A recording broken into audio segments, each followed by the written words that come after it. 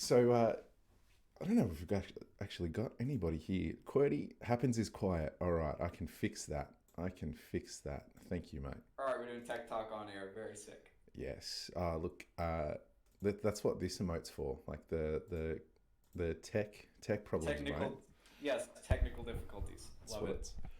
what it's all about. I've got happens up a little bit louder. Can you hear him now, I can QWERTY? also move my mic or change the Nah, it'll setting on be it. you're nice and loud for me. It's just going to be how I've got the mixer set. So I've got you cranked because I never have anything static here. Let's see.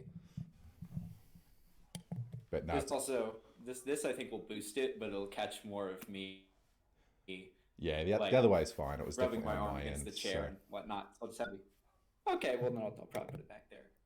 pretty sure we're right. Get more crystal clear audio. QWERTY, is everything relative volume wise fixed now or flicker? I'm waiting for the you're good.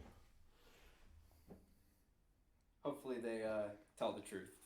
Eh, we can just start and we can fix it later. Yeah, it'll be fine. So, yes, Seems all right. I think. seems all I right, I think. think. We Ooh, can go with that. I think. Yeah, that sounds good to me. Happens is more important than me anyway, so he can be louder. Um, but yeah, Ramen in my N64 is the sequel that we don't deserve to Carbonation in Oh, Coke. absolutely. It's definitely the sequel that is needed, and um, there's always a meme. It seems like every other week there's something new, and there's not always the sticking power for all these memes. But I think Ramen on my Nintendo 64 definitely is It's gonna going to stick have some around for a staying while. power. If I had to guess. Yes, that's like because like there's so many things that people say in a week that you're just like that's insane. I can't believe X person, usually Lou, said that, and then it sort of just disappears. But I feel like that has some staying power. Yeah. Someone, I think it's Spag, said, the best part about getting 500 points and the Elite role is being able to just see what Alu posts in lobby. Oh, absolutely. I every time he posts, especially when he gets to 10 and it shows the picture of ancient aliens with his face photoshopped on, that makes my day, if not week. It's it Um, it brings a smile to my face without fail. Absolutely, absolutely. Truly the best benefit. And so, look, we're living in a strange world at the moment. What's COVID life like for you? So I guess I'll go with the long story just because it's kind of cool. But I my music teacher from middle school moved to China a couple years ago. Like he got offered some pretty sick expat gig, teaching music over there. Yep. And around February or so, maybe like the end of January, he's like, "Dude, it's bad and it's coming to America, and you gotta be ready." And I'm just thinking, I don't know, man. It's probably just gonna be like SARS, not gonna be a big deal. And then of course, like, I had to just totally eat crow about like, a month or so later when it's starting to hit March and cases just continued to rise. And we have a lot of stupid people here in Texas who really just want to sacrifice grandma for the economy. Um, Not to get political, but hopefully that's not a common opinion. If that is a political opinion to you, I'd like to discuss this with you farther. But um, anyway, yeah. So I'm I sure come you want from the leftist leaning state in Australia. that's Uh, yeah okay. So we're good. We're good.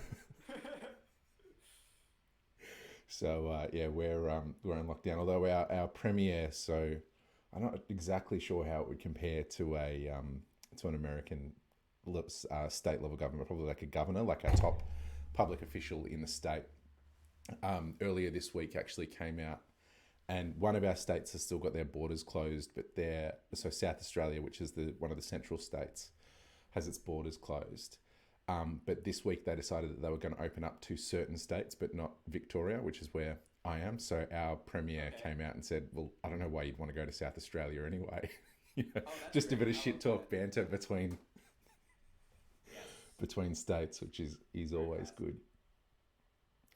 So I haven't. I've been a bit slow to do a mate chat. So doing a bit of a wrap up of elite activity since like late April. was the last time I kind of went through this. And so am I stretching your mind back to say, is there anything in the last sort of 6 weeks or so that has stood out for you in terms of elite activity or game activity?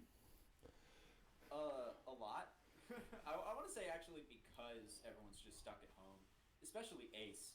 I mean, a ton of stuff has been happening. Like, man just gets untied after untied. I think within the past 6 weeks was his sweep on agents, like in The Perfect 20 out Dark. of 20 was So in the last 6 weeks, yeah. yeah, so that's I mean, that's what sticks out to my mind the perfectly timed most. too, because that Yeah. the sweep came out on the 20th anniversary of Perfect Dark in North America. Yep. Could not Like, have been better. perfectly timed. Congratulations.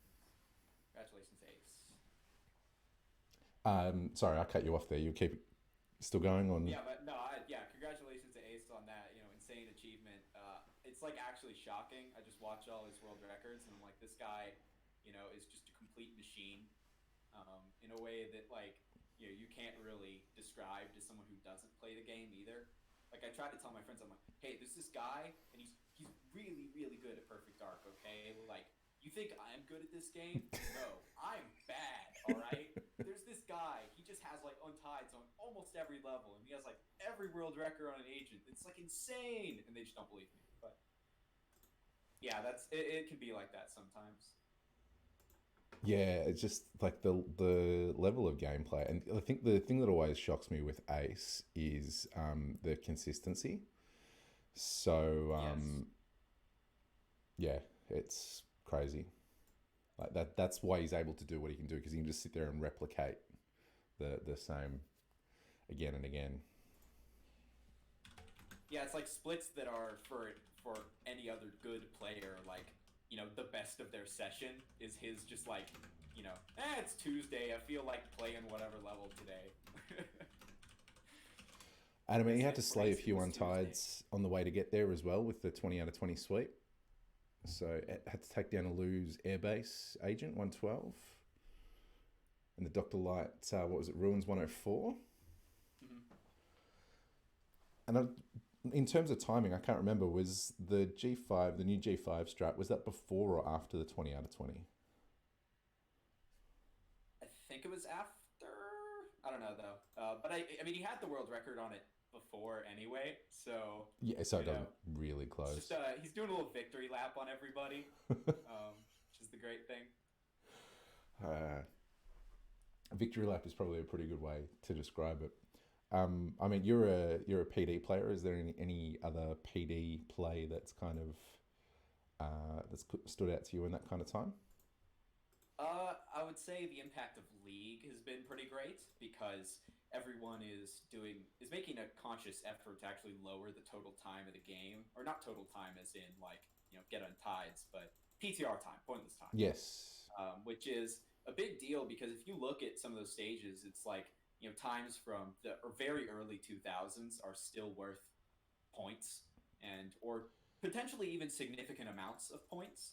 So I think it's good that there's this general rankings cleanup every year where like everyone gets together and they're gonna like, all right, normally we'd never play infiltration PA or attack shit PA, but here we are. Let's decide to lower the PTR for a little bit because I want to cash in on like 25 points. It's Because if I just get like a 5 point time, I get like a 25-point bonus for my team. league system is the league system's working this year definitely I think it's to do that. actually working for its intended effect, Yep. and it doesn't sway it enough. Like the daily double, it's like you know that's a much more broken system. Not like I mean, not like I'm really a game designer, obviously, but if you're some top player in GE picking up PD, or for example, like you have the potential to just if it's a daily double and you cake like a 50 pointer, like that's 100 points right there for your team, Yep. like at once with one PR. It's really it's shocking that that was possible to do, even if it was never fully utilized. I mean, we saw that last year with Fletcher, right? Like he Mhm. spent like 2 weeks because that was all he had of league, just going mental on PD and got like 3,000 points Yeah, in two like weeks or something. 3,600 points in a month. That's really shocking, and I don't think anyone will ever be able to do that again. Like go from 0 to 3,600 points in a month Like, uh, it, that's one of the more impressive feats in like I don't want to say elite history, but I kind of do. Like from somebody who's not like, wow, Ace gets a sweep. Okay, we all knew Ace could get a sweep, and yes, uh, Fletcher is very good, but just getting like 3,600 points in a game in a month, that's a very impressive achievement. It's fast. It's real fast. Uh, I took a few notes down for myself on stuff that's been happening around. So, Infill Mhm. 110 has been exposed by our friend BK. Oh Like it yeah, was like what was it? A DCRI KJ. What was it? Alu I has think the fourth. no. So Elu didn't get it until later. Oh no, Alu's only got it in the last But month. yes, it was those three I think who had it, and Yeah, that was sorry. so It was actually only those yeah, three. That's and then that you're right. Yeah, DCRI that was a KJ. time that's a time that actually was really impressive to me because like I found 111 to be tough, and so I mean most people probably will find infill 111 to be challenging to some degree, but then you look at like Clemens's 110 and he does it without the grenade, like without that new strategy, and it's like you know seems like what's looks like a perfect run. And then just this year, we've had so many people. First of all, Juris did his without the nade, so he was able to do what Clemens did back then. In Yep. addition to all these people just tying 110, rumblings of whether 109 is possible, which would really be shocking. You didn't introduce that with the my friends. My friends, is 109 possible? Where's Dusky when you need him to Uh, do I his don't know. goose impression? Yeah. You got to get close to the mic. You need the proximity effect. You know the My my friends. friends. Um, Lake Demon continuing to tear shit up. You know, Deep Yes. Sea PA 302 was kind of one that stood out to me as pretty uncommon. Mhm. Um, Dildo's got Air Force 152. That's another record that's starting to snowball a bit, but obviously, like those PD world records are just challenging. Like they really are for top players, and I think it also speaks to how far ahead a lot of the really top players are, seeing as like there are still a whole bunch of levels untied, and there are still only a few that have multiple ties, Yeah. um, especially ones that are on three or more lines. Those are PD is like not easy to come by. crazy untied. Like there's still so many one liners at most. Hmm. Like, and now that Raw 24 is the world record, like the only thing Hmm. that's longer than what 3 lines is Defection Agent. Yes, so it's you have like obviously Defection 5 is the low hanging fruit, and then you have Chicago SA 25, PA 26 is obviously off the table at this point because Joris untied that. So you have SA 25, and then like Infill 110, AFO 52, a couple of other assorted. I don't know really after that. I'd have to probably think about it. That's I'm kind of not what's usually the type to grind for those type of times because it just ends up being a time sink. I spent 2 months this year playing for Chicago SA 25 and just like got nothing. I got like a bunch of 26 dupes, and I'm like, great, this is awesome. I'm such a great player. it's clearly not free. Clearly not No, it's free. not. It's not free. I mean, it is if you're Ace. If you're Ace or like Clemens or any of them, yeah, it's probably free. Uh, but I'm not them, so it be like that sometimes. So the other new strat that we've kind of just started to see in the last few days is this extraction SA out of bounds thing. Have you looked at that at all, So or the seen thing is, I Aces run with haven't. it? I didn't realize, or I hadn't. I mostly tend to look at that kind of stuff when somebody actually like pulls it off, which so I hadn't really been following it too much. But It looks crazy to think that level could get broken even more after the open door, well. which It's is already already almost a tough broken. strategy. I don't know whether you call it map or set of geometry or whatever it is. Like there's so many out of Mhm. bounds clips on that stage, or not on Yes, stage, but that on is that true. map. So it's not all that surprising that somebody else has found another um, somebody else has found another clip that's gonna work there. But that'll be interesting to see what happens with all of that. Hmm. Over on GoldenEye in the last month, we've had Green's B20053 is an untie that's happened there, which I think it's been coming for a little while, but to us regular humans, it just looks like insanity. Yeah, mere mortals can't touch a lot of times. Both games on the rankings. It's just you watch it from afar and admire it and go, "Wow!" And then that's about the Yeah, extent. how do you even hit the cams while you're still moving? All that kind of stuff. And the other thing that happened, which doesn't feel all that long ago, but it was kind of a little while ago, is we finished the GoldenEye inaugural GoldenEye Cup, won by our Oh one yes, friend Dusky. But I had fun watching all of those matches. They were good fun. yeah, it was actually a really great idea because, um, like, just to get people involved in the hype of watching a GoldenEye stream, I think, because it's pretty easy if you're streaming just individual levels, and you're your average person. It's just, or even in a leader, maybe you're watching this and you're just like, man, this guy just resets a whole bunch, like at the beginning of the level, missing some stupid trick. Like, why bother hanging here? Like, versus you watch a longer speed run game and you're there for the beginning, and then you see like the midsection and you're like, oh, it's a run now, and everyone like piles on the hype train and Yeah, gets super into it, and it's like, and the chat goes nuts, and that's less true for like individual levels until someone gets the time, and then they go, dude, come onto my stream, and everyone just like piles in real quick. Um, yeah, I really like that part where it's kind of putting players in situations where they wouldn't have been or wouldn't have thought, or even just like interacting with chat. Like the one that still stands out is the Alka versus JD on Surface Two. I'm not sure if you were there for that one.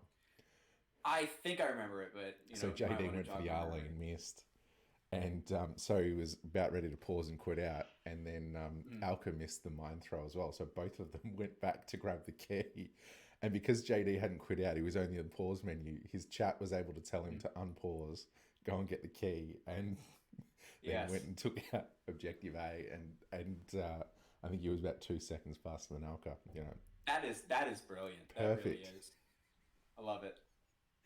So just it was fun to see people in situations they would not normally, and a different type of competition. I think like you said, not the IL thing, not strictly RTA, but a good bit of fun. Mm. And there was one other controversy in the last sort of month or so that I might get you to pass comment on. Probably Ooh, already I have forgotten about it because opinions. things memes move quickly, as you said. Oh The yes. rare Joey Mum Hunter, depending on your preference. Frigate 22. Oh please. Um, I don't know. I so Do you think he he done it? had told me he told me before, like probably 2 months or so before any of that was happening. He's like, dude, I'm gonna play for Frigate 22, and I'm like, all right, loser, you're not gonna get it. Um, and then he posts that time, and because he had told me he was playing for it, I was inclined to believe him. Um, and then so I was Snapchatting him the day of. Like I had him on Snapchat until he blocked me over this, by the way. Right. Okay. But I was, I didn't yes, realize I was opening just that can of worms. yeah. So I was sending him messages, and I'm like, dude, like what's the deal? Why haven't you posted the video? And he's like, you know, and then he sent me this Snapchat that Goose ended up using in his tweet. I Yep. don't know how Goose got that photo. I just that's a mystery to me, unless he has like an alt in the Discord. But where he's like, "Hey, I got Frigate 22, gonna release it in 24 hours or whatever," and then of course he just didn't. He sent me another Snapchat with a uh, picture of the opening cinema, like on his computer, and it said like, or not, and it like hostage released, like in the Yep. corner. So it didn't, and it like was something like a 30-minute session or something like that. Like it wasn't just the run, Yep.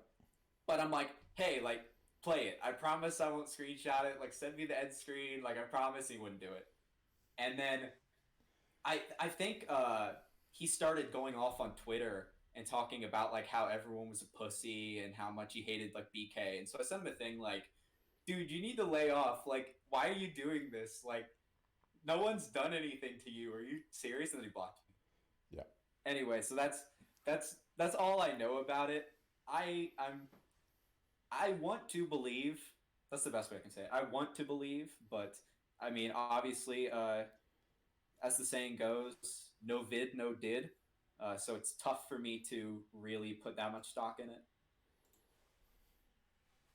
Yeah, I'm hopeful. I'm always an optimist. I mean, Oh yeah, I mean, he could come I back believed tomorrow in, and post that video. yeah. You I know, believe I don't Berg know. could get runway 21, so I'm gonna believe that Joey can get frigate 22.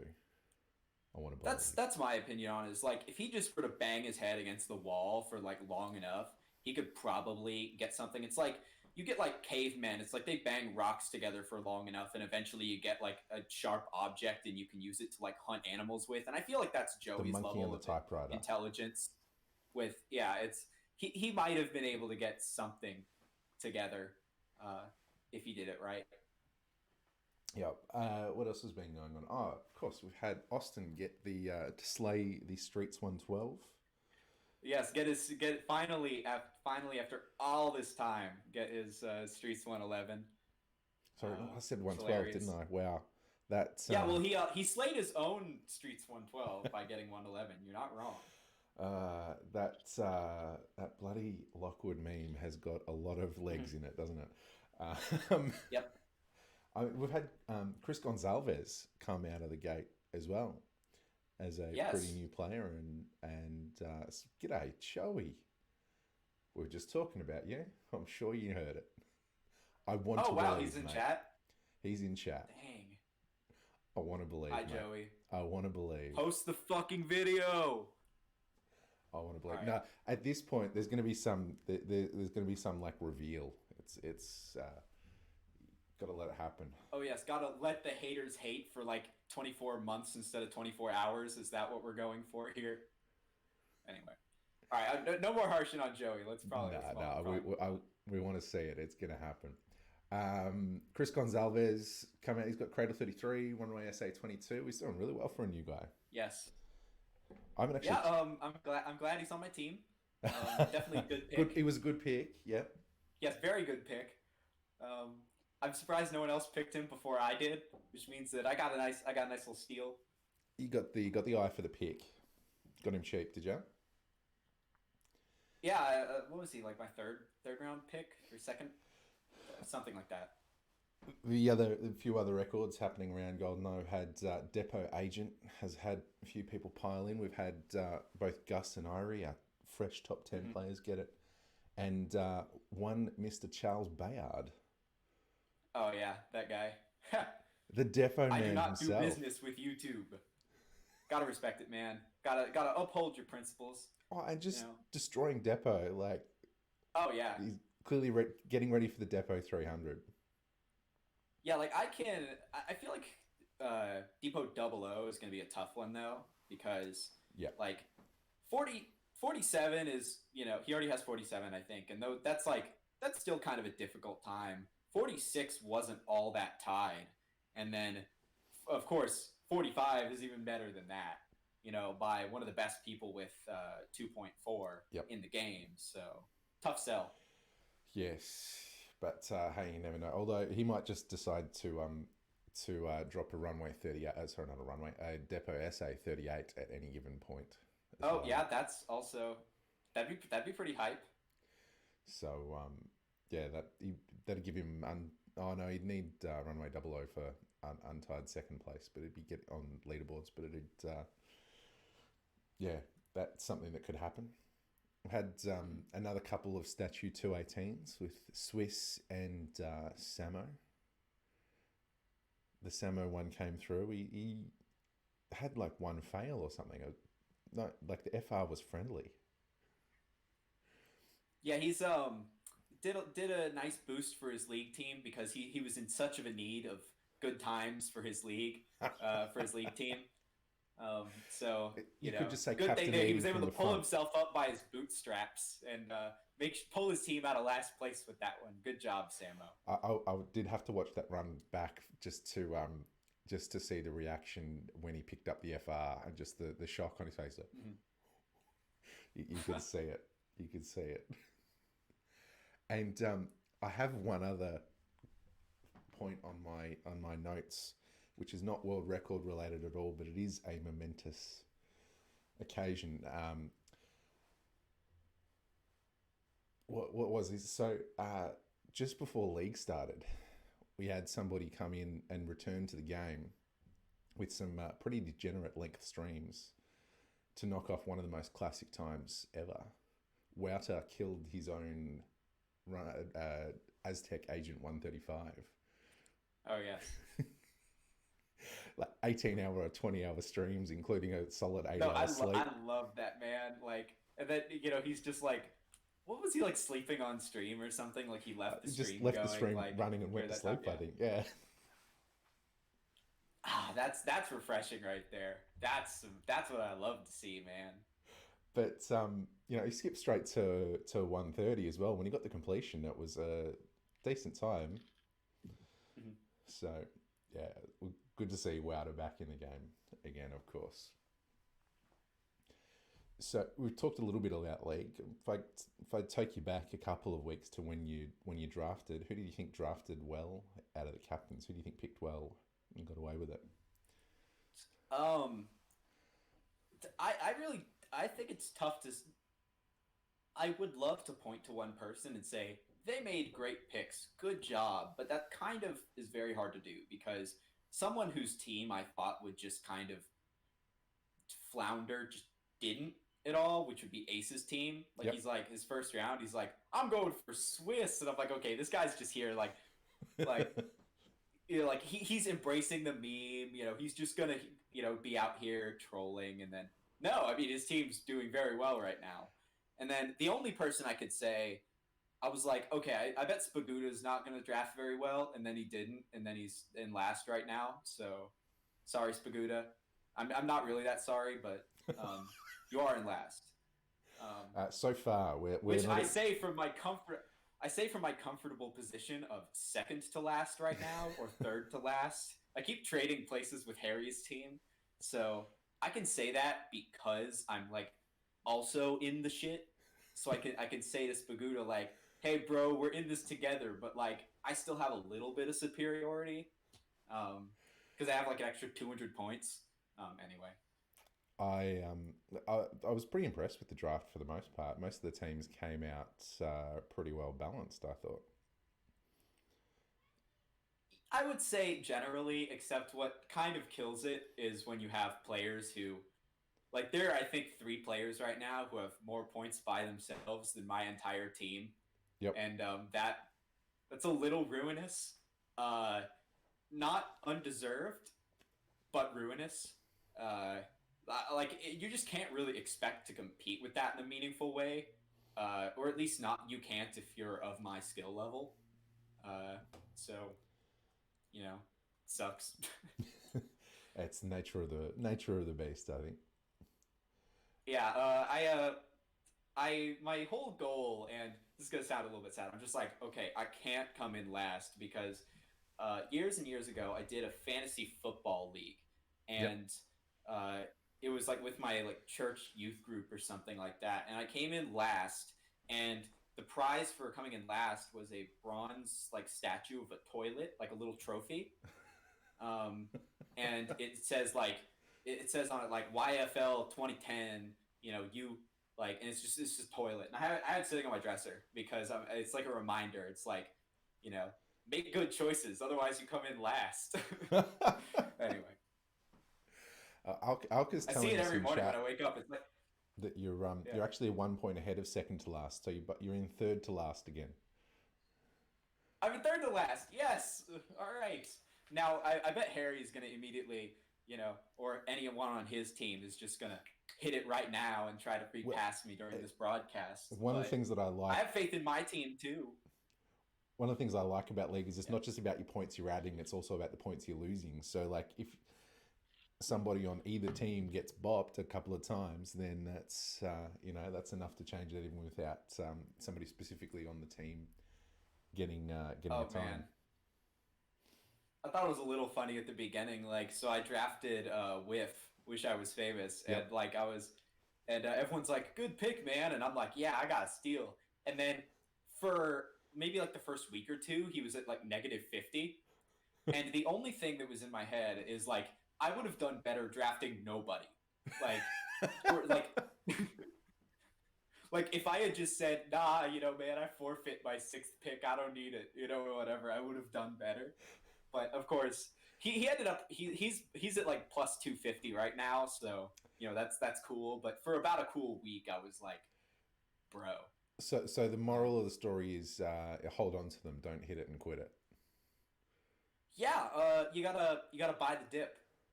You gotta make sure, Oh man. Cool. So I guess as I want to start to talk about happens rather than about the game a little bit. So I'm interested. How did you first start getting into kind of gaming overall? Was it something that was just around for a long time, or was it something you had to actively go out and seek? Or Okay, so I guess I'll start with gaming as a whole and then talk about speed running. So gaming for me was something that I had growing up. Like I had a Game Boy and a GameCube, and I had a couple games for either of those, and um, that was always cool. But it was mostly just obviously for fun with my friends, that type of thing. I'd sometimes play single player games and everything, but it was more like a childhood thing to be doing. And I didn't really play any video games probably between most of like my middle school and high school like time. I just sort of wasn't really interested because the idea of like sitting down and like playing a game for hours on end and you don't really accomplish anything just kind of feels hollow. I kind of like to work for my entertainment. It's like, I want to feel like I'm getting better at whatever I'm doing. And like that sort of changed when I got into Super Smash Brothers Melee around 2015 or so. That was, I think, my senior year of high school, and I just happened to like I would go to tournaments and like I'd meet people in real life and get to like and it was like a social event in addition to getting to play the game. And then on top of that, like you get better over time and like you can see it in yourself, so yeah, it didn't feel like so much of a waste. And then in terms of speed running, it was something that before I you get into always knew speedrunning, about, but I didn't. can you tell me how did you even get What into were you saying? Smash to start thinking about playing that competitively? Oh yeah, that's a pretty good story too. I was just like at my high school one day. That was a game that's like it's a party game. Like so Yep. you play at parties, right?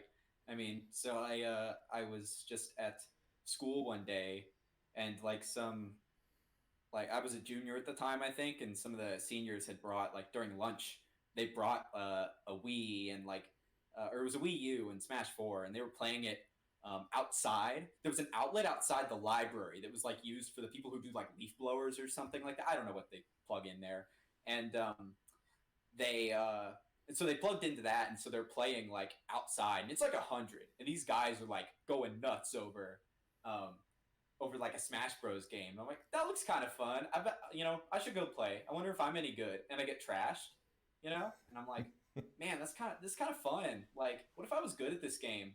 And I took pride in learning all the really like annoying strategies that people that like were really easy to do, so that I'd be able to just like troll all my friends and beat them real bad, and then like laugh at their pain. It And was a this is lot of fun. predominantly around Smash Um, 4. Yeah, so that was how I got started. But the thing is that I didn't own a Wii U, and because I hadn't been playing games for years, but I had a GameCube from way back when I was a child, and I had a copy of Melee, and I had a bunch of GameCube controllers, and so it was very natural progression. Like I could just so I started to like practice Melee. Then I found out there were Melee tournaments, started going to them, uh, and of course, I walk in and I'm like, I'm gonna win this tournament. I'm so good, and I did not win that tournament. I was not good. Um, in fact, I think my first 6 months of playing, I did not win a single set in tournament. So I don't even think I won a game during that time either. I was very bad. Like I was like this close to quitting, like because I had Yeah, just never won in I like was just six about to say that's months. some perseverance to stick with it for that long. It's it's stupidity. That's what it is. Like yes, perseverance. That's another word that you could use for it. Um, yeah, it was a tough times, but I also like I had friends that went, and it was like it was kind of a social thing too. So it's like even if I was losing, I'd like go and I'd hang out, and then we'd like go get like pizza afterwards and stuff, and it's chill. Uh, in the Nice. end, like, I mean, I ended up getting a lot better, and like I made my cities rankings one time, like, and I was pretty close to ever making the ones for Texas, but that never ended up really happening. Um, but yeah, definitely a good time. And so, is there any particular like tournaments or events that stand out from that time that you really enjoyed or did well at, or? So, I mean, most of it, I didn't do that much traveling. It was mostly just my local, like, they have weekly tournaments at this, like, it was this really dingy venue. Um, it was called Ultra Arcade, and the uh, place was like all black on the inside, like an old school arcade. It was so dirty all inside, and it had bars on the windows. It was in kind of a strange part of town, but I'd go there because I wanted to play a 16-year-old children's party game, you know. And so I went and or I think at the time it was 16 years old. Now it's older, but I went and I I would go and I'd play and I'd get bopped. I did go one time to a tournament. It was called Smash Con in Virginia, where I like was one round out of making it out of pools, which is bad. Like it's the top end of bad. Okay, um, So it's can you tell me how? I it don't yeah. actually know how these Smash tournaments work when they get that big. How do they work, like in terms of structure and stuff?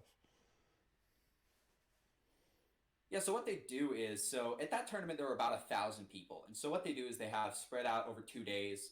They have round one pools and round two pools, and so a pool would have like 20 people in it, and it gets like double elimination down to I think six or so. Depends on the tournament. All the formats are different, and then from there you go on into the round two, and the round two is where you put like you combine it again, right? So you have like Yep. a couple of round one pools put together, and then eventually you make it to a final bracket of some kind, um, which gets to be like a top 64, 48, 32. It depends on what kind of format you're using. That's the real big deal. Yep. But so I got like what one 197th, I think, which I tied for like 60 with 60 people for like 197th or something. Yep. So it makes it seem more impressive when I say that, but Top quartile. you Top know, quartile. something like that.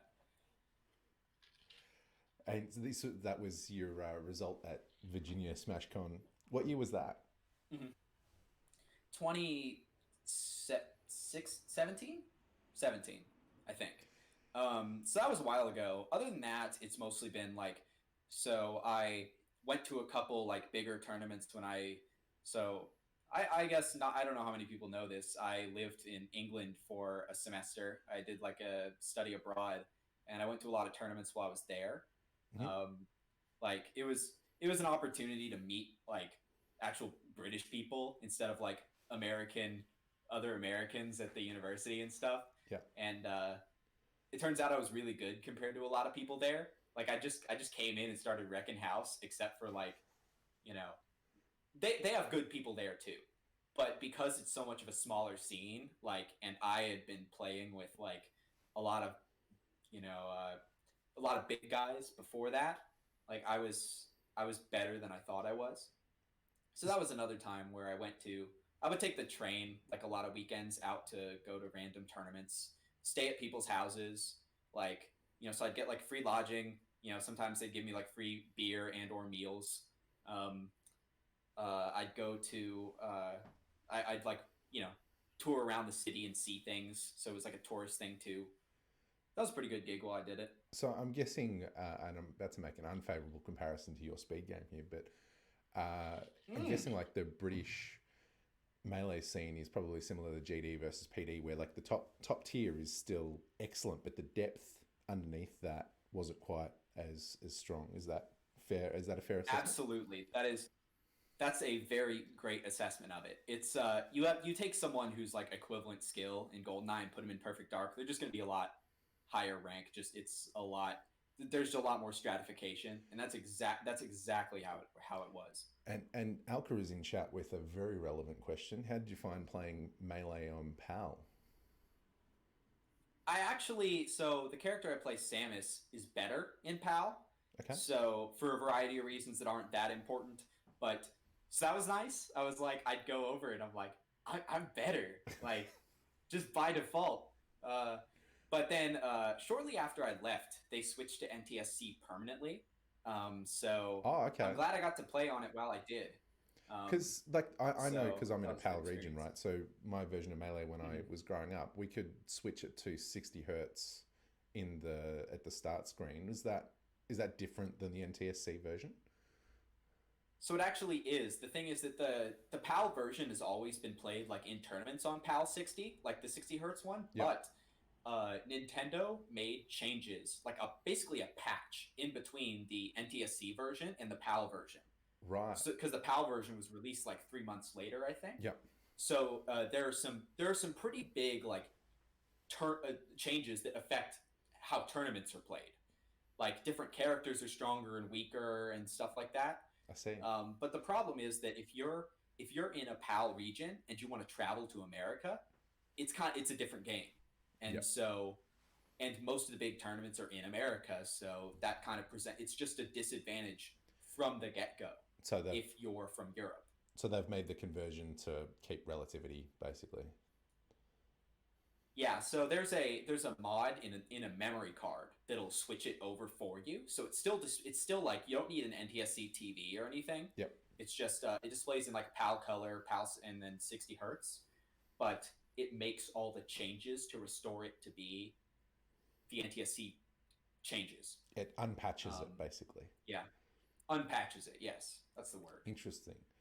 So did you get your start in speed gaming through the melee competitive scene, or how did you get started with speedrunning? So was some of that, some melee. Like I always knew about speedrunning, partially because it speedrunning and melee have a lot of crossover, or have always had a lot of crossover. Like if you go back to the very early days, like someone like Giano, who was pretty well known for early like I think it was like Mario and Zelda runs, was a top player at melee, and that's the first person that comes to mind. But there are a ton of examples of people who like there's a crossover of people who speedrun play melee and people at melee also do speedruns. But the thing is, I never found like a game that I ever wanted to do it with, because the idea of just like compared to the Smash community, it's a lot of those speed games have like just very small communities. It's like 5 people, Yep. or something like that, who run a game, and that's kind of like, I don't really know if I like that. I don't really want to do like all that. I want something that's a little bit more social and a little bit more competitive than that. And then also, I didn't like the idea of having to sit down for like, you know, if you want to do one run, it might take an hour. I'm like, that's kind of too long. What if I only have half an hour? What then I can't play? What if I only have 10 minutes? But then if you're playing like GoldenEye, you sit down and you can play like 10 minutes, and see what you get, Yep. and it's fun, and that's it can be any amount of time, and you're not locked into like having to play for a certain amount of time. So it did, But yeah, how I was found it, yeah.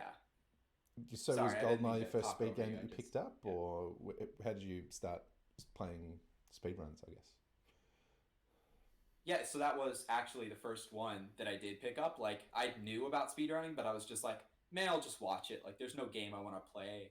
And then I think it probably was one of I saw a video pop up in my recommended about the frigate secret agent, you know, speed lore, and I'm like, wow, this looks really cool. And then, of course, here I am. Yep. Uh, yeah, that's all that really needs to be said about Down that. the It's rabbit a hole it's you a went. it's a real So pipeline. so you already had Yeah. the GameCube. and all that kind of stuff to start with Melee? Did you have to go out and acquire an N64, Yeah. or was that floating around the cupboard? So I had an N64, and because I had played Smash 64, Ah, I had bought a Nintendo 64 because like just to play that and a controller and everything. But I didn't own GoldenEye or Perfect Dark, and I didn't own an expansion pack either. But I bought a GoldenEye cart off of eBay, and then I bought a PD cart and expansion pack off a friend, and soon enough I was getting to playing. nice. So, can you remember back to your early days of GoldenEye starting out, how that felt? What kind of times you were going for? Yes, this kind of sticks into my memory actually because I remember the TV that I played on, and which I still have. I bought it off of the Texas government was like selling a whole bunch of old security monitors, and like it was like a PVM. But the Wow. thing is that I saw this thing. I just saw it from like a distance. I didn't get to or they had it like an auction site, Yep. but you couldn't see like the actual TV in person. So I bought this TV. It was like $10, and it's I brought it home in, and it has this terrible burn in that's like a big cross in the center because it was Had split between four. four Yep. views on a security monitor. But the crosshair lined up perfectly with the GoldenEye crosshair, so it was like I had a dot built in. And yeah, so I played for yeah. I know, isn't that crazy? That's Love that TV, amazing. man. I know. It's perfect Because luck. imagine if that was Um, actually off center from where the dot was. That'd be Yeah, infuriating to no, it play would have with. killed me. I would have probably just chucked it, in the dumpster if that was the case.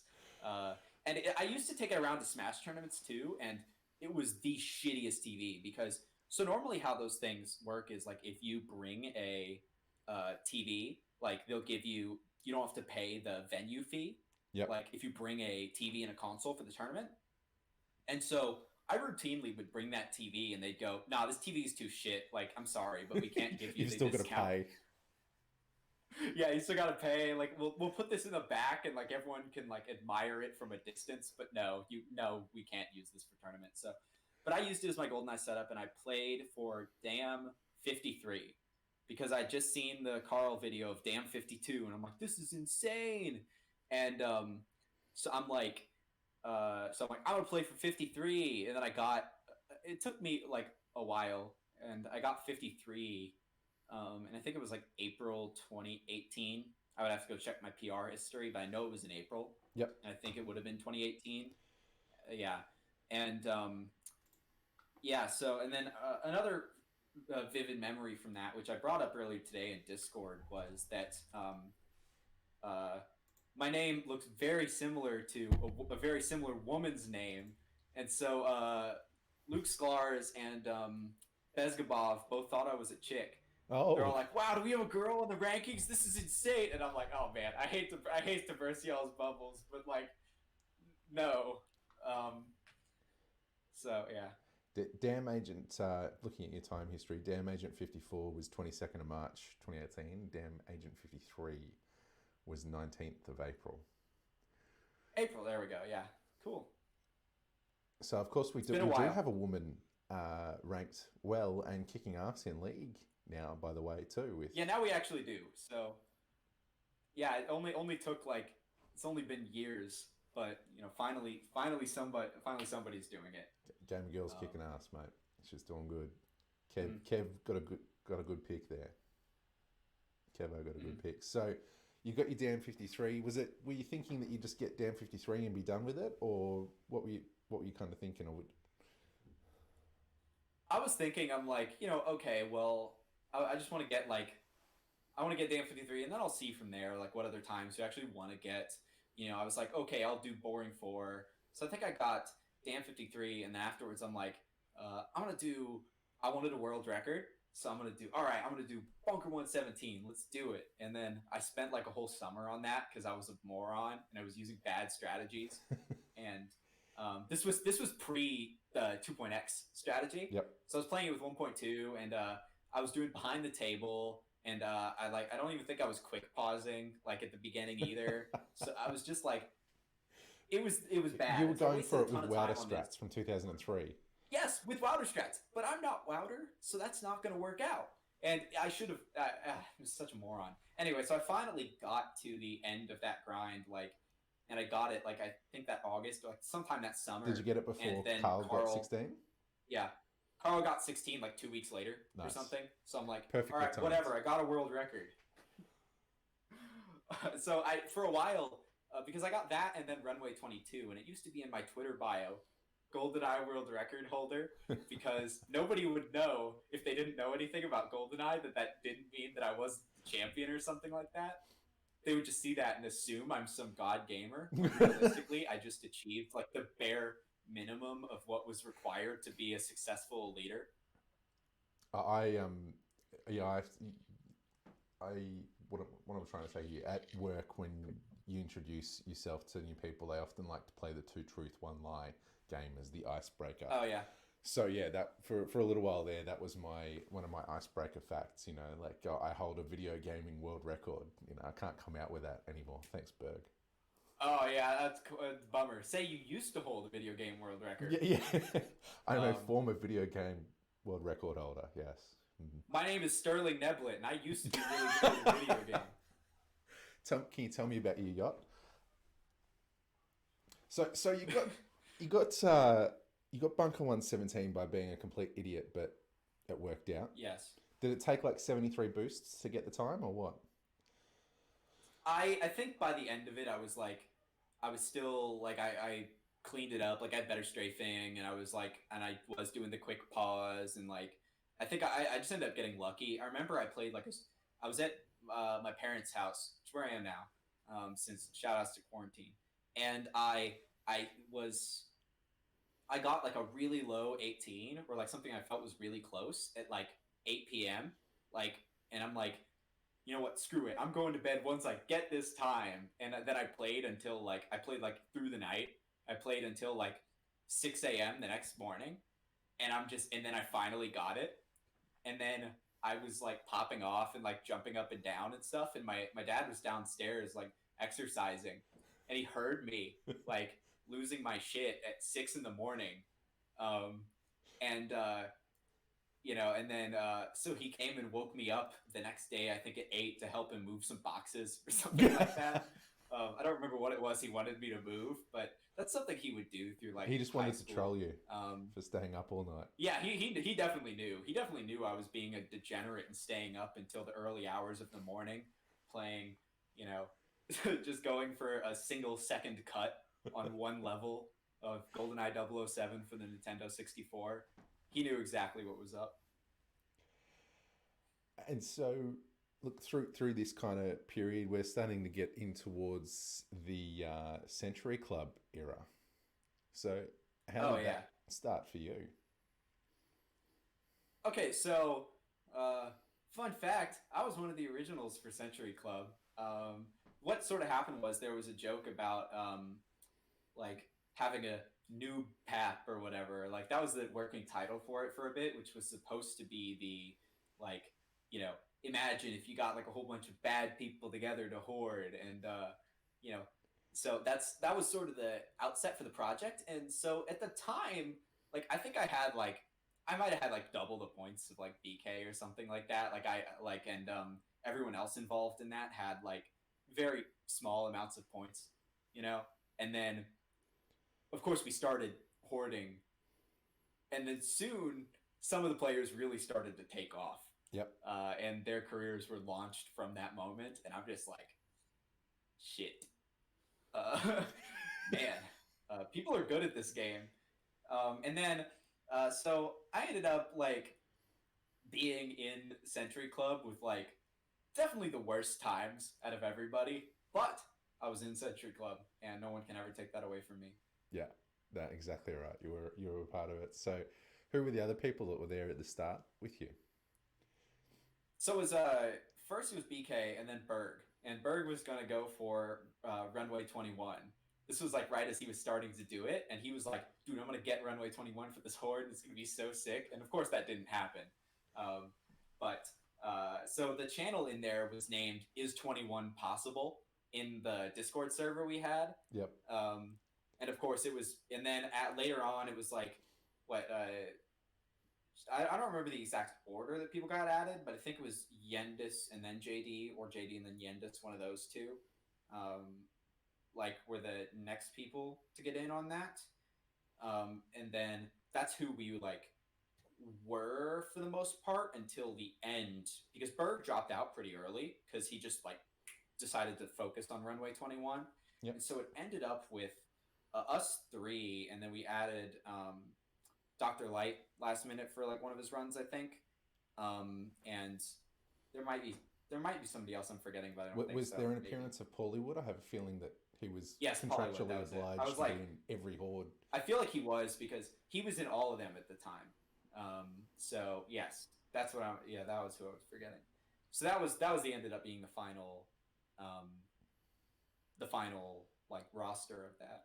And how did that feel? Hiding your PBs away and not sharing them with the world. It was kind of like, I don't know. Like, I feel like it would be. I would feel different about it now, probably, just because those times were things that it was like. I had a blank times page, so it was like, I mean, very close to blank. So no one could really like be guessing that I was hoarding, because I was just that bad. So they could just look at it and be like, oh man, this guy just sucks. Like, he just hasn't posted any times for 5 months, or whatever. And so I guess that was like, I mean, there weren't any expectations on me to post times, so I didn't really feel bad about not posting times. However, like, say I was hoarding like during league or something like that, it would have been a different story, because I would have been like, I would have felt differently, like holding back times when I knew that they could be doing things for me and for others. And so you kind of get to the end of Century Club, and then is it about this time that you start picking up PD, or how does PD come into the scene for you? So it was something that I picked up just like probably a little bit before Century Club, because it was around November of 2018. That's when that investigation strategy with the Zooms came out. So I picked up, like, I had bought PD and I decided to play a bit for that. And my first points was on investigation SA with that new bot strategy. And so that was fun. And so I had a couple like PD times in Century Club. And realistically, and this is a funny thing that I'm glad it worked out this way. I should have been a PD player, and I ended up being one, basically because I used to play PD XBLA multiplayer with my brother.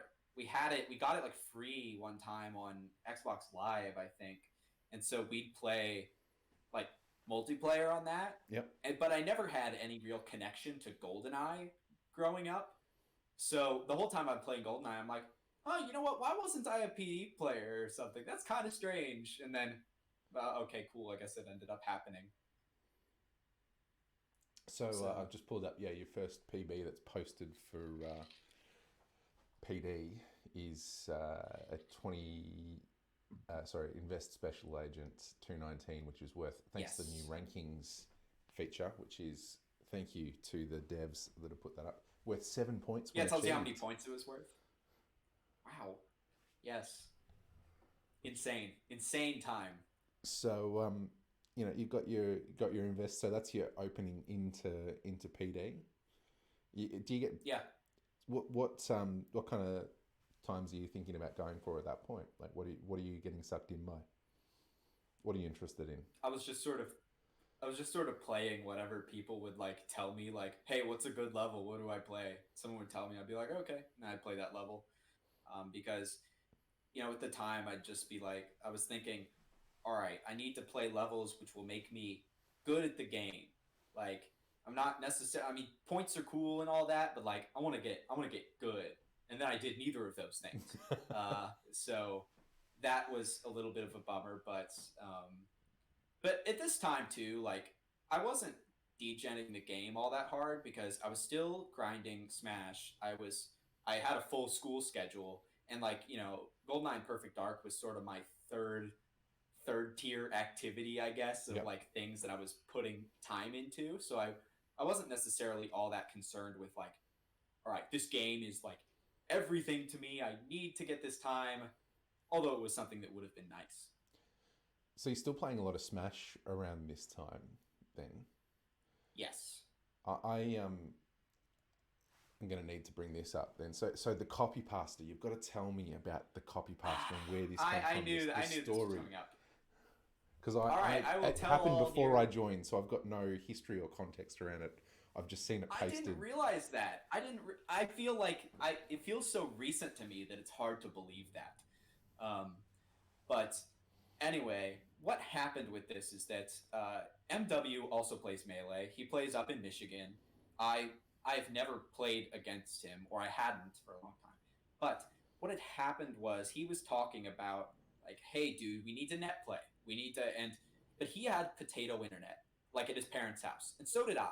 And so we're playing, and so eventually I'm like, sure, let's play. You know what? And so I go on, and we play net play, and it's laggy. It's like the worst connection I've ever had with anybody, and it's like I'm playing underwater.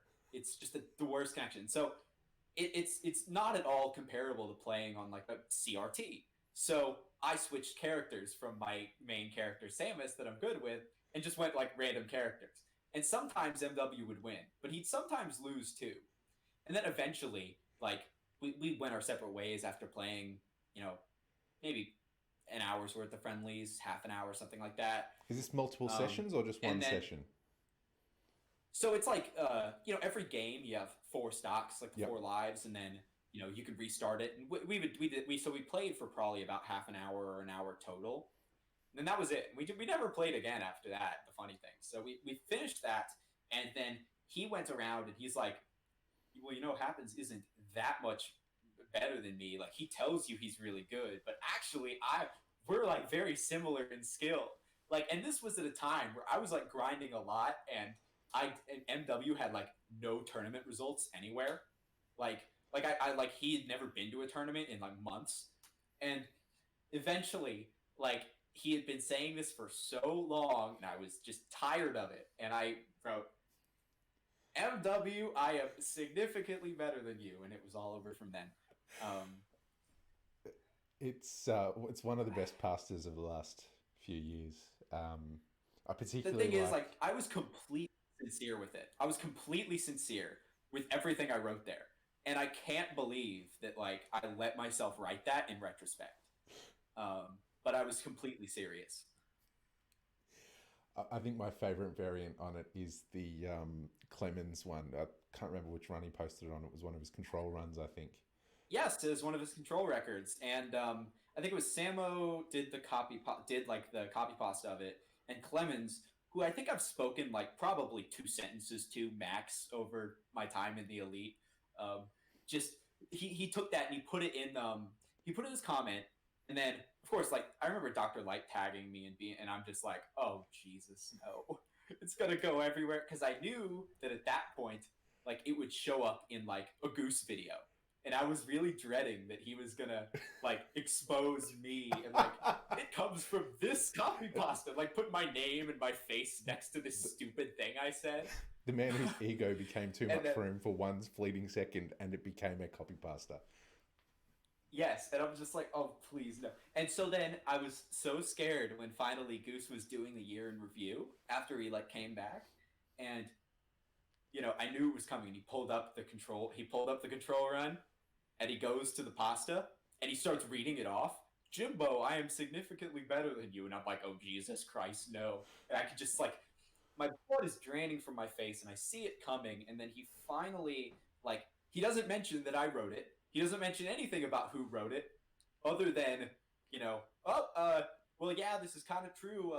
Clemens has gotten a lot of untied since Jimbo got his last untied. Huh, isn't that funny? And they just moved on. And I'm like, yes. Because I knew that because I have a ton of or not a ton, but people I know who are like normies or like not really into speedrunning or Smash players or something like that who have seen Goose videos. Yep. And I was real worried that one of them would see it and then blow it up And to just gonna like, have all your the face Smash people. there with the. Yes, and have my face. like they posted on the Texas Melee Facebook or something like, "Wow, look at what happened, said, isn't he a moron?" And like everyone would like laugh at me. It'd be like, you ever had one of those bad dreams where it's like you spill milk on yourself at school and everyone's pointing and laughing at you or something like that? It'd be like that. Okay. Anyway. So, I mean, there's. I'm going to sound like I'm full boomer at the moment, but my idiot mistakes on the internet happened. I'm still an idiot on the internet, but some of my more Okay. idiotic stuff on the internet happened in the early 2000s. And Mhm. fortunately, the communities that I was a part of then don't exist anymore. Unlike the elite, where we've got forum history going back until forever, where we can see all the stupid things that our community members have Yes, done and said all the way I back. love that. I love that you can see so much old stuff, and it's like one of the ones that really like just kind of blew my mind was all this stuff of like there's a thread like reacting to 9/11, and I'm just like, this Oh. is like a piece of history. Like this is like what off of like a gaming website? But What? what's I mean, if we go down that rabbit hole, what's interesting about that is it's not the news reaction or the analysis or anything like that. It's like how genuine people were actually reacting to the thing in the time it happened.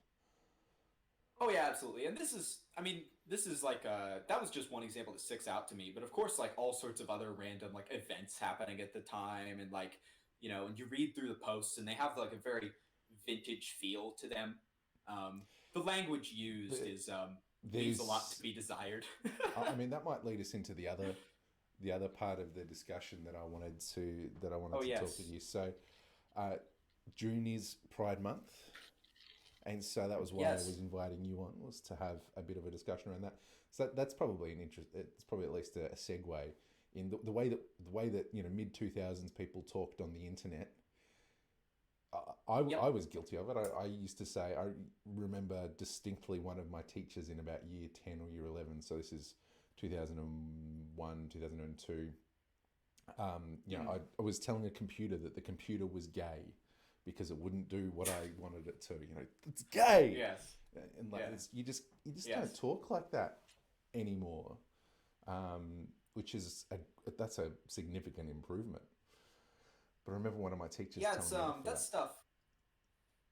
Yeah, that's stuff that still went around like the schoolyard and everything when like I was growing up, although it's way less so now. This is a side story, but I was looking at getting like a teaching certification through my university, and I went through and like they had this program, and you like go like do teaches in elementary schools and stuff like that. And I went and did that, and they had like a whole bunch of like pride stuff all over the place, like at this elementary school, and I'm like, where was this like when I was growing up? What the what? Anyway, so but yeah, and of course that language was very common back then. It was also sort of still a thing when I joined the Smash community because through about like 2006 to 2012 or so, like people would call things all sorts of very off color stuff. Yep. Like, man, dude, you play so gay. You times me out, bro. It's like, no, that doesn't fly anymore. Um, but the last vestiges of that were about when I was starting to play in 2015. So I did get a little bit of a glimpse of that there. Yep. And so does that? I'm about to ask a pretty deep question, but does that make you feel unwelcome if that sort of thing's going on? I would say kind of. It all depends. I mean, like, uh, if someone's saying it at you, almost certainly, Yep. that's not because that's something that was like said to. I mean, because that was a derogatory term that people used back in school and stuff like that. You know, towards actual gay people. So that kind of that still hurts a lot of people. I wasn't the victim of as much of that, but it's still a little bit of a sore spot, I would say.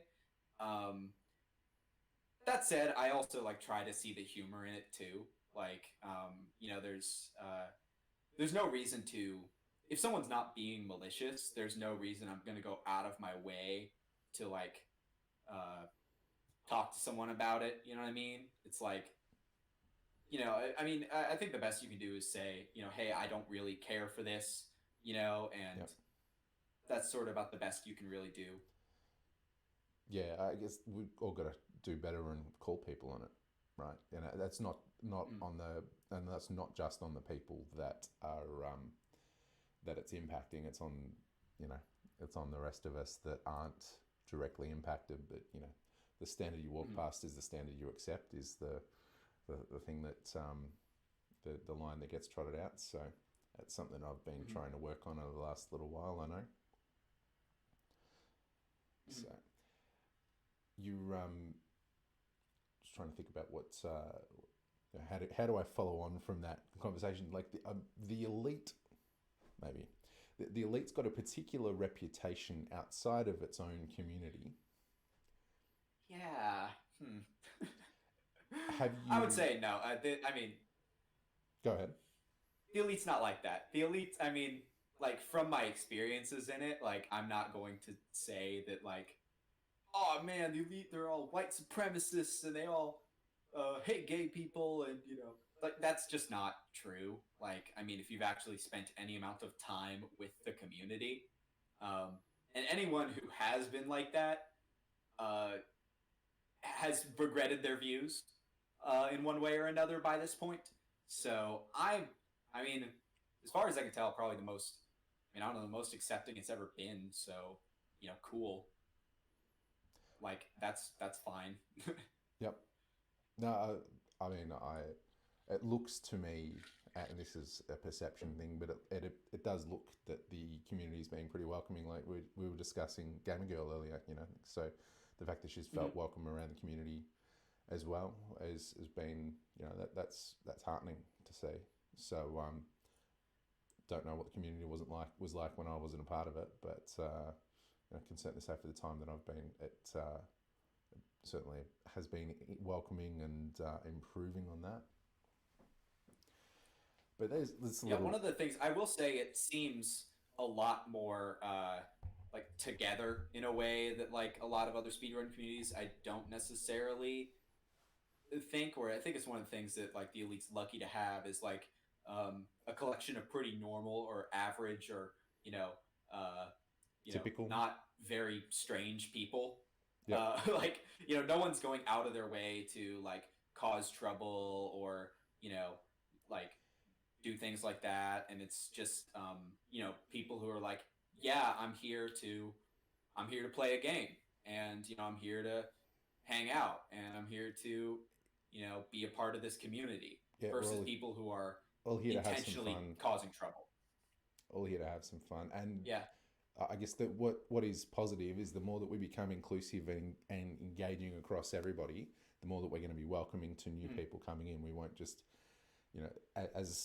as the community becomes broader and represents what's actually out there in the wider community, not you know Mhm. out there in the real world, I guess you might say. The more welcoming we will be to other people when they come in if they're not reflective of exactly the type of people that we've had in the community traditionally. So, the more opening and more welcoming that we can be, the more people start coming in, and it just kind of snowballs. So I see that only as a good thing. Yeah, I agree. Uh, I derailed this a little bit from talk about your PD kind of times and your way in to the game. You mentioned I've kind of derailed it by saying there was a point where PD and was coming in below Smash for you. So what was the kind of crossover between the Yeah. two um, where it became your main game, I guess? So that was like what sort of happened was I got like busier with school like a lot of time, like, and the Smash tournaments I was previously like I used to run the tournaments in Austin and like where I live, and it was a lot of work, and I wasn't. It just ended up being like a lot of work for kind of no benefit. Like really, that's a story that's not necessarily relevant, other than I was kind of like tired of the community a bit, and I started to hit a wall in terms of how much I was improving. like just to stay at my skill level was requiring like more practice than I was really willing to put in. And, in a way that you know, like I was competing with people who had, no lives and did nothing all day except like play melee, and they're just continuing to get better. And I'm Yep. just like, I kind of can't compete with this. And so I still went to tournaments and would hang out and stuff, but I lost my drive to be like, I'm going to be the best player and I'm going to get to the top. And that just sort of fizzled out. And meanwhile, um, I was able to like fit in short GoldenEye and Perfect Dark sessions, because I'd be like, okay, well, I have, you know, half an hour to play games and then I have like a thing to do or something. But then like a Smash tournament would be a whole night's commitment and it'd Yep. be like 3 hours. So it was easy for me to fit in like a game time that I'd be happy with, for, however long I had. And then, I'd end up feeling satisfied. So one thing I've always been interested in, haven't really looked at, is like how do you practice for something like Smash? Because like it's a competitive one-on-one fighter, right? So how can you Yeah. replicate that kind of environment to train, basically? There's a lot of things that go into it. It's like, um, so first of all, you have your like technical skills, right? Like, you know, pressing the buttons in the right order, at the right time, and everything, and practicing that type of stuff, which I got pretty good at. But then the second thing is like watching back your matches and, analyzing your decision making. And that was the thing that like, I would dedicate like an hour every day to. I would watch a recording of me from the last tournament, and then I'd be like, oh man, like this, when I did this move, it was bad, it was too risky, I should have done this one, right? And then I'd come back the next week, for the next tournament with something like, okay, next time I'm gonna focus on less risky moves and, keeping it safe, and all sorts of random, just that those are the kind of observations you make. And you can still do that in like GoldenEye and Perfect Dark. It's just like it's a very similar skill where you like, if you watch back a run and you're like, I lost time here, and I can tell that I lost time here. Like I took this too safe, or I took this too risky, or this was a good or bad decision. Yep. So you can work around that. I guess the difference is the IL speed run versus a competitive fighter. Like you're more likely to get an opportunity to find yourself in that situation again in an IL run to be able to make the Oh yes, correct decision. it was 100% on, like it's 100% on you and when you're playing, and it's between you and the game as well. So it's like, as opposed to you and another person. So if you're thinking about like, well, I don't know, will this person ever do this to me again? Well, the game is going to troll you in all sorts of ways, and it's going to do it many times. So you have to be kind of, you have to be ready for that. The guards are going to pull a shit animation. You know what's going to happen. It's Yeah, definitely you going to know happen. that like some crazy thing is going to happen, and you're going to be like, what? This has never happened to me before. And then like a week later, it happens to you again, and you're like, what? This is so unfair. So, looking forward, it sounds like Chicago 25 might be a bit of a bucket list time. Oh yeah, I'm definitely getting that time. I mean, I'm waiting for the daily double or the daily bonus to come up for it. The PA already did, and the agent already did, and I'm like, all right, when SA comes along, I'm gonna make a serious grind. I'm gonna dedicate like a whole day to Chicago, and like just get it. And hopefully I could, but if I don't, that would be unfortunate. Um, Is there any other perfect dark times or stages that are on your hit list that you want to get to? so I mean, yeah, right now I'm trying to like just get times, like fill out my times page really with like, solid, or they don't even have to be that great. I just want to get like, at least, like my goal originally was like 60 or more points on every stage. Right now I'm lowering it to like 40 or more on every stage, just to like get my foot in the door and like know how to play all the levels. But then also a goal I had was, like I would say my favorite difficulty is PA, Mm-hmm. and I just like there's this like it's just exhilarating to like be on a run and like there's a lot more variance in strategies and variance in paces and everything on all those levels. Yep. So I'd be cool with something. I thought a goal I had for a while was like if I were to try to beat all of Paragon's times on PA, Wow. just Yep. for example, like because he dominated the PA difficulty back in 2001, and Yep. some of those times like still hold up, so it's kind of a challenge. Um, yeah, so that was a goal I had for myself for a while. That's an interesting one. I know Wally has shared a similar one with me previously. I think it was for GoldenEye. He'd picked, I think it was the end of 2000 or end of 2001, and wanted to beat all of the world records that existed on that date, Yeah, which was a cool that's a goal. pretty I good like one. it. Yeah. It gives you a line in the sand to really aim for and push forward with. And in some of them will be free, like MBR. That is a level that was Yes, completely broken. yes. And so it's Yeah, a, new strategies have definitely helped some of them, although it still doesn't change the fact that a lot of those levels are still very skill based, um, and some like air based PA just haven't even changed at all since like 2003. So yep. it's you just have to play well. And there's at least one other thing on my list of things that I wanted to talk about with you that I haven't got to yet, which Mhm. is your system untied. Oh, geez. So tell me about how you even started Yes. thinking about that and the grind. All right. So what had happened was, so I had gone to I didn't bring my NTSC console with me when I went to England. I bought a PAL console there, and I borrowed a TV, or I bought one off like Gumtree or something, or whatever the one that is there. Yep. Um, and I took that and I put it on. I had it in my like flat in there, and I was playing. I was just playing random different levels and stuff like that. But one of the things that I noticed was that if you go to the system records, like it was 23 for both NTSC and NTSCJ, but 25 for PAL. And I'm like, that's kind of suspicious.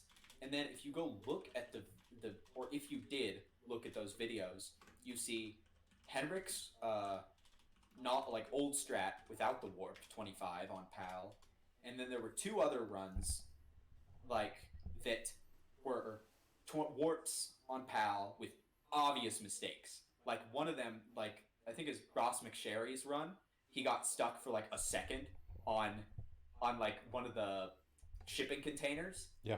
before like doing the warp and getting a 25. And so I'm like, this is completely possible. Why has it not happened yet? And I'm like, you know what? I mean, why don't I do this? Like, if no one else is going to do it, I should. And that was a big mistake because I didn't realize how much of a disadvantage it actually was until I saw people's 24s after I got my 24. And the reason for that is like you just have like the roller door is that much slower, and of course the game is like you're losing time overall, and I think, and I can't confirm this, but I feel like you get warps less frequently Mm-hmm. on PAL, although it could have just been me being bad. Because I don't really know, because it gets very laggy when you make the turn towards towards the warp spot. And I remember Irie was telling me, he's like, dude, I don't know how you ever got a warp like on PAL. Like this seems so laggy. How would you ever do it? Like, how do you ever set it up? And I thought about once he said that, I'm like, that's why. I mean, it could be the same thing as why the canister shots are possible on PAL for Deep Sea Agent SA and not on NTSC, which is effectively there's more vertical information. So, like the NTSC signals 480 lines high, and the Mhm. PAL signals 576 lines high. So, like, even if you think you're coming in at the same spot to do the warp, you actually might be a little bit higher or lower. Well, not It's that funny. height's a I thing wouldn't in have. I wonder GoldenEye, if but it. it could Yeah. be something to do with that as well. There's whatever it was. I didn't like. it was not worth it. However, like I mean, seeing as I finally did it, I guess it's cool. Like, but it's just a novelty. It's like because my one PAL cartridge is the only one to have Depot Agent 24 on it. Like, um, the only two people have laid eyes on that time on my Nintendo 6 on my cartridge, and that would be me and Randy. Because Randy, I showed it to Randy when he came to visit. So Yep. those are the only people who have seen it. So I've opened chat, open questions up to chat. So we've had Cytosis Steve pop a couple in. I think he's Cool. harking back to one of our earlier conversations here. So do you think that language has a stronger influence on the culture of a community, or vice versa? I would say like if there is the like that whole if that language is pervasive, it can be hard to stop that, or people feel the need to not necessarily feel the need to join in, but uh, they just sort of might end up joining in. It also attracts the kind of people who are like you know who want to say those type of things. Yep. Um, like I mean, the classic is like Goose's Discord server. It's like people just sort of bounce these insane things off of each other until eventually it hits this breaking point. Where people are saying very insane things and it's normal to them. So yeah, that's my answer to that. I'm HR guy for work. Um, Oh, so one of the quotes that gets rolled out all of the time around HR is culture eats strategy for breakfast. And so they talk about that in a business mm, context, but it would be the same in in a community context as well. You could um, write your own community guidelines or your own CME values and publish those things. But yes. if the culture or what you're allowing to happen in your community is against any of that, then it just totally cancels it out. So I think culture drives all of that. So I think you need to do what you can to do to create the culture that you want to be a part of. Um, and Mm, to be honest, that's one of the reasons why I've started doing shit like this. Is I just want to tell positive stories about our community. Don't care whether they're going to ourselves or to a wider audience. It's not what it's there for. It's nobody's going to tell our story if we don't do it ourselves. So let's do it. yeah. The follow up question from Steve as well is: will you track or stream your quest to supersede Paragon so we can enjoy it, or are you going to be a dirty hoarder? Ooh, dirty. Yeah. I mean, like, so the thing is, my internet is questionable at times. I have to make sure that like because my sister really loves to watch like HD Netflix movies Yep. like and stuff like that, and then my brother will be like playing Fortnite, and then my mom will be downstairs like watching something else at like HD Netflix, and I'm like, oh geez, like you know I get no bandwidth, but yeah, I mean, hopefully after league, like that's gonna be like a main focus. I mean, right now I'm just like I need to do my best to pass Chateau. Fuck this. Ah, Um, good. I sorry, like Steve. it. I mean, there was some good shit talk pre-league about captains getting angry at each other. There was some good antagonization. I liked it. Yeah, yeah. Fun story. There's some uh, footage that I went up to um, Austin to clear some things out of my apartment before I moved, like basically back here for the foreseeable future. And while I was there, I filmed some footage for like a second shit talk like video Yep. for like a mid league something or other, and I had to vault that footage, and I don't think it will ever see the light of day. And there are two reasons for that. One, I'm currently getting slaughtered, so it's a little tough to see myself releasing that. Number two, I think I took it a little too far in in those videos.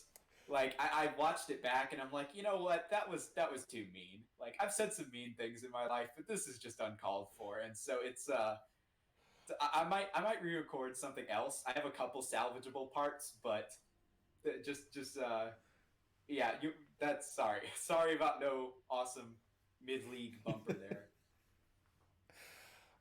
Quody has dropped in and asked, having had all Okay. this time to play it and think about it, would you say that you are still significantly better than MW? Absolutely. I'd stand by 100% what I said. Undeniably. Like I still do to this day. Yeah, like he is. I am undeniably like significantly better than him. Like at melee, like no matter what he says, like he's just full of it. So I am significantly better than him for sure. Rematch? If okay, here's the thing. I'm waiting for like whatever Moam meet to happen, like whenever that Yep. happens, and we're gonna play, and I'm going to destroy his ass so hard. Um, it's gonna be shocking, um, because I'm significantly better than him. I'm looking forward to this. I hope that it's on the stream.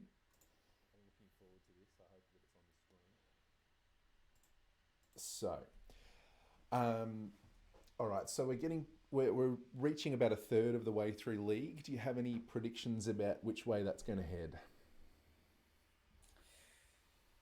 I want to say the gap is going to continue to get wider. I'd say between the top scorers and the bottom scorers. Yep. Uh, yeah, and so I feel like Samo's team is doing very well, and it will probably continue to do very well. And same with Yandis's team. If I Yeah, put you on the spot to pick a winner from Oxley State High School and group therapy, who's your pick now, as of June 20 or June I 19 would your time? say, yeah, that's. I would say Oxley State High School. Okay. I feel like either of them could win, but I would say given the information I have now, that's who I'd pick. The information you have now that they're hoarding times, or just the times that they have posted so far to the 19th? Oh yes, I know that they're hoarding like so many times. But I would say that yeah, it's just like based on like the quality of their players and the times they've been getting recently. Yep. The Like motivation level of the players they've got at the moment. yes, Yep. yeah, like everyone in there is giving it real fair shake. Yep. And I think they have like just very solid roster across the board. Nice. Is there any stories that you wanted to share today that we haven't actually gotten to yet? Okay, I wanted to one that I thought would come up but didn't was the story of the pizza. Tell me the story of the pizza. Um, I feel like PizzaNet needs more stories. Where's Sierra when you need him? all right, so here's the thing is that there's that picture that really bothers Harry every time somebody posts it of that pizza, and I mean, do you know the origin story of that pizza? No. So that's the thing is that what happened was so I took that photo. It was I went and visited Harry when I was in England, and like so like I was one of the nights he's like, hey dude, yeah, let's make a pizza. Like my mom will make the dough and we got some sauce and we'll make pizzas. And I'm like, dude, that's sick. Like that's awesome. And then we made like we put like ham and like olives and like all sorts of stuff in the pizza, and we put them in the oven. It comes out and delicious pizza, awesome pizza. But the thing is, I took that photo and it's like slightly blurry and it looks burnt in the photo, but it's not. And so I posted this photo to lobby or like something like that, and then immediately chat's like blowing up with like everyone's like, dude, what the fuck's with that pizza? Holy shit! Why is it burned? And then Joey, I remember specifically, like blew up about it, like, dude, haha, that fucking pizza, bro. Um, and Spaguda had it as an emote for a bit, and then he had to remove it because Sheffield Speedstar was ahead of New World Discord like a couple weeks ago. Um, yeah, so that was that was a good time. I And didn't actually know that. I just want to let everyone know the pizza was delicious. It didn't look like it looked a little burnt in the photo, but it was great. Like it was a delicious pizza, and I think that it doesn't deserve the hate. Harry doesn't deserve the hate for that. So that's what I had to get. I had to just say that. Okay. So is everyone going to go in the lobby and at Harry and post a picture of the pizza now? Like, Yeah, all will of we get a our second I round? don't know how many people watching. Like 3 people. Yeah, everyone's gonna tag Harry and be Oh, we've like, got "Hey, 12 dude, that people hanging out at the burnt moment. pizza of yours." Wow. Yeah, the funny thing is, I'm so used to. I had a radio show when I was at university, and I'll hopefully have it again in the fall. But you never know how many people are actually like watching or listening. Yep. So you have two assumptions you can make. You can either go like, well, no one's listening. I guess I can do whatever I want, or everyone's listening. They must love it. I can do whatever I want. So Note that the assumption of both of those is I can do whatever I want. yes, exactly. That's the great part. Is I'm the one with the you know, microphone, so yes, if they don't like it, they can leave. Or so not. I mean, your that's your radio show. What kind of topics, or is it a music show, or what do you do with your radio show? that was a it was a music show. I play electronic music, and I had like an hour every Friday night. It was a good time. It went out over like FM to Austin, which was cool. Yeah. I'd occasionally get weird people calling in, which I really loved. There was a guy at the station whose name was fuck, what was his name? It doesn't really matter. But this guy who would call into the station and just like obviously incoherently rambling about random topics. It was really cool. Like one time he called me and then told me about what he ate for breakfast that morning. He was telling me he was like bacon and eggs for breakfast. I ate bacon and eggs for breakfast, and I'm like, all right, man. Then I hung up on him.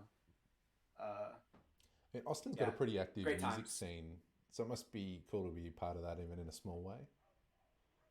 Yeah, that's sort of the thing that I like, or one of the things I appreciate about it is like, it gives number one me a platform to like, you know, be like a public speaking and like sharing music that I like and everything, but also the Austin music scene is just very strong and getting to like because there have been artists who've come through and stuff like that, and there are lots of albums that get sent to the station. It's like getting to be a little cog in the whole mechanism is pretty cool. Yeah. And do you have any particular artists that you like playing regularly in this show? Hmm. So let's see. I could probably go off for like an hour on this. But if I had to give a recommendation of an artist that, like, in the genre that I think people should listen to, I'd probably say, hmm, I'm gonna say Todd Terry. Todd He's good. Terry. Like, I'm really into Todd Terry. Todd I'm really Terry. into house. Yeah, I mean, so that's like someone who I'd say all of his productions are very solid and like within the genre. So that's probably who I'd go for at the moment. And having had a stalk of your Twitter before today as well, one of the other things Mm-hmm. that was a theme, at least for a little while, was cocktails and booze. Oh yeah, I So have a lot of hobbies, but nothing wrong with being interesting or having lots of interests. uh, So tell us about that. yeah. All right, so it was something that like, I mean, I don't know. I'm a chemistry student. Like, I mean, that's sort of like it's something I was always sort of interested in. It's like I don't know. It's like if you're making drinks and everything, it's like chemistry, but then you can drink it afterwards and have a nice time. Yep. So I always appreciate that. Um, and I like having like the stocked bar and like doing the whole math about like all right which ingredient if I were to buy this ingredient next would allow me to make the most number of drinks and those kind of like So there's a problem solving math aspect problems to and it. stuff. It kind of is because I'm thinking, okay, well, I'd like to buy creme de cassis, but it's only used in 3 drinks. But if I buy this um, uh, But if I buy Cointreau, that's used in like 30 drinks, you know. So obviously Cointreau is a better thing, but like, you know, and then you sort of like, you know, do this whole like rearranging thing of like, you know, how many? I don't know. Maybe 10 bottles is too excessive. Nah, you know what? 10's fine. 15 is too excessive, and then you just build up over time. There's no such Um, thing as being too excessive if it's something you enjoy. Good point. I mean, there are obviously limiting factors, such as, you know, I don't know. Do I want to be like getting hammered every night? No. I mean, I do, but I don't. Um, No, but I mean, you know. it's not like booze goes off, so it'll be good in the bottle. Yes, It'll exactly. evaporate eventually. That's another thing. Yeah, I liked that compared to like, you know, cooking or something because like if you buy vegetables or something, you don't use them; they just go bad. But like bottle of booze lasts a long time, and like you just have it's like having a spice rack. It's like your spices it Exactly. takes a long time for them to go bad. Yeah, yeah. It'll be there for you Um, for years. You know, you might even be into your 30s and still haven't using your cupboard, although you've probably got new bottles of stuff at that point. Anyway, do you have a particular mm. cocktail that stands out? That's a regular standby. Ooh, I'm gonna say my favorite. Let's see. I have a couple favorites, but one that really like I have very specific specs for a daiquiri, Okay. which Do you want to share your so daiquiri you have recipe, or is it happens yes, special? it's a recipe. I feel like it's a serious improvement over a regular daiquiri. Okay, so normally a daiquiri would go 2 ounces of white rum, 1 ounce of lime juice, and 3/4 of an ounce of simple syrup. Yep. But here's the key: instead of 2 ounces of white rum, you want to use 1.5 ounces of white rum, and then a half ounce of a funky Jamaican rum or something with that type Like of with a bit of character. spice to it. Um, Yes, Yep. not necessarily a spiced rum. It No, doesn't have, but although that could work. But you want to but something with a bit like of barrel. the daiquiri. Yes, barrel flavor, and the thing about those Jamaican rums is they're supposed to have like a real like. I mean, I don't know if you've had any, but they have that like funky, fruity, like molassesy flavor, Yeah. Yep. and so that's that's probably my favorite. I would have to say a nice. It's a very refreshing drink, very easy to make. 3 ingredients. Tastes great. Nice. That's a sneaky little recommendation. Adding in the Jamaican style rum to add some more punch to your daiquiri. Excellent. Well, chat has run low on questions. I'm starting to run. I've run Yeah, through all my notes. Any other stories that it's you been wanted? like 2 hours. Yeah, it's been a while. Is there any other stories you wanted to share before we wrap up? um, Not in particular. I think I've basically told my whole story of You've you been know very being open. here in the elite. You've been Yes. very open. So Um, thank you. yes. I can't wait to get bullied after this is all over.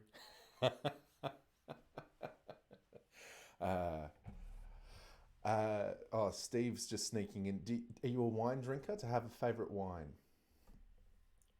Ooh, yeah. So that's something I've been doing during quarantine. Is like I don't normally know that much about wines, but there's grocery store chain in America called Trader Joe's that like what they do is they have like all their house brands of stuff Yep. and everything's cheaper.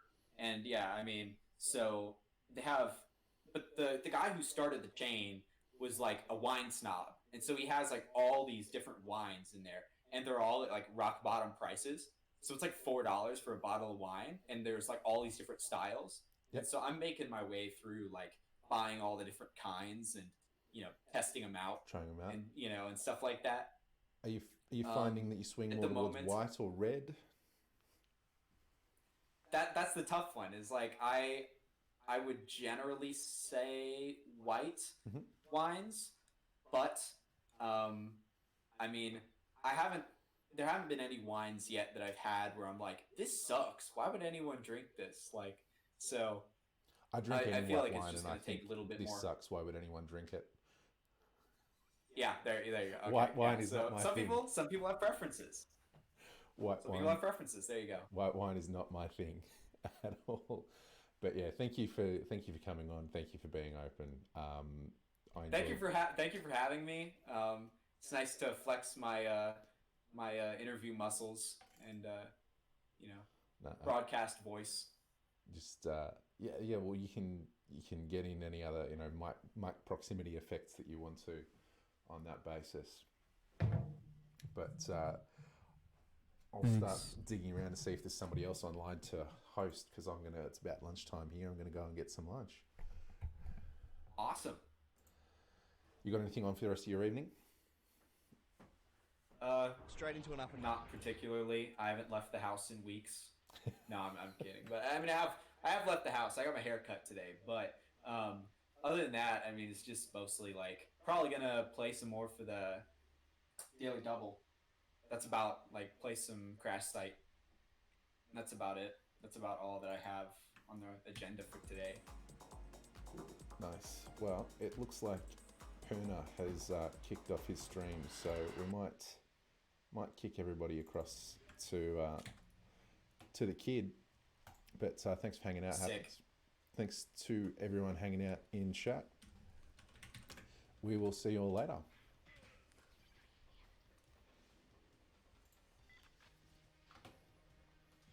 Is the stream dead?